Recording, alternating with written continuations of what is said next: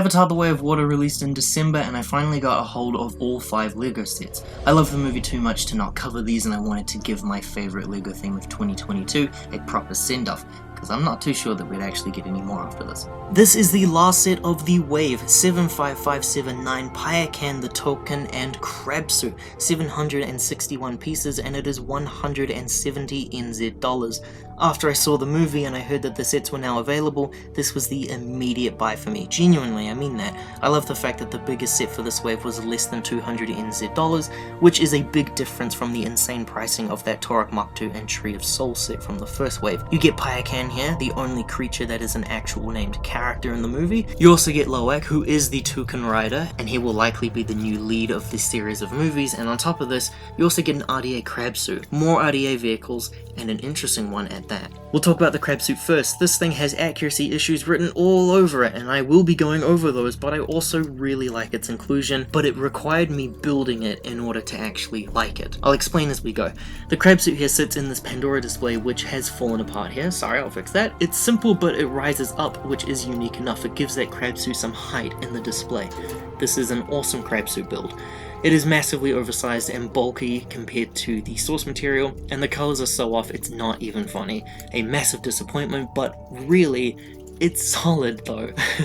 The little cockpit with a random soldier here is a great inclusion, but he definitely needs some friends down the line. Please, I am begging you for some Avatar battle packs. The small arms are my favorite part here, and really what turned me around on this set.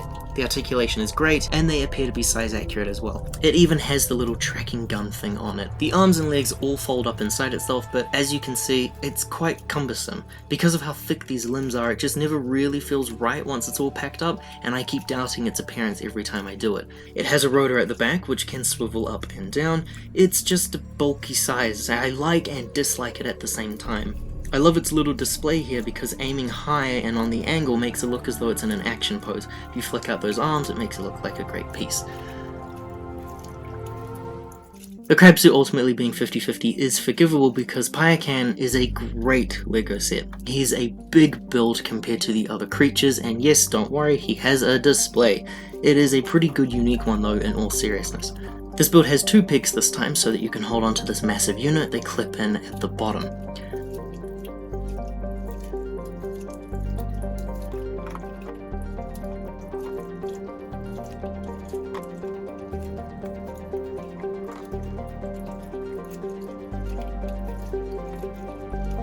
Payakan's head sculpt is 3 new pieces with some great details all around.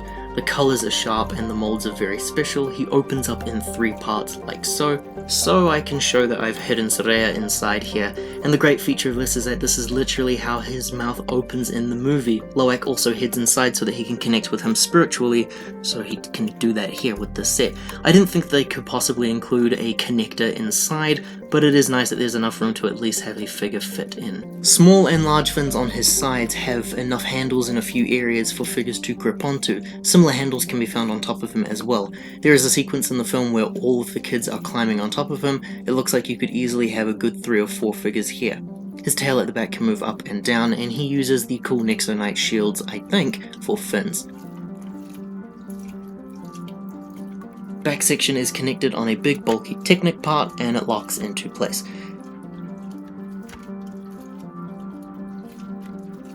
Comparing his fins show that they actually are different because one of his fins is damaged in a flashback sequence during an attack, and he lost half of that. Great details.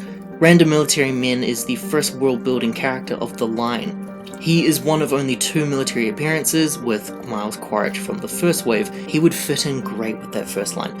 No weapons or hair or alternative appearances. Man's just here to pilot this Crabsuit. Pretty good custom pieces for other themes though.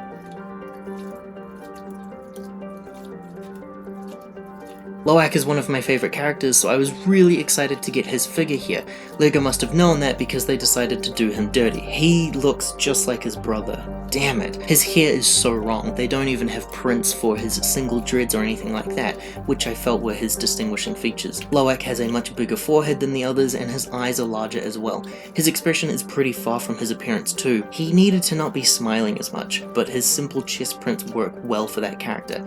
A huge letdown for me personally. To top it all off, Soraya is the exact same figure from the Elu set. She is the only repeat across the whole line, I believe. That's pretty crazy. I don't think there's anything different that they could have possibly done with her. She does appear like this throughout the whole film, so that's fine. Unfortunately though, even though the set is the highest priced, it only features these 3 figures. I wish we had some more soldiers personally. We don't get any of Quaritch's other Avatar soldiers. That would have been a great inclusion. Payakan is a great set and such an amazing display piece that I think the set stands out on its own perfectly. The figures are a bit of a mixed bag here, where my favourite might actually be a generic soldier.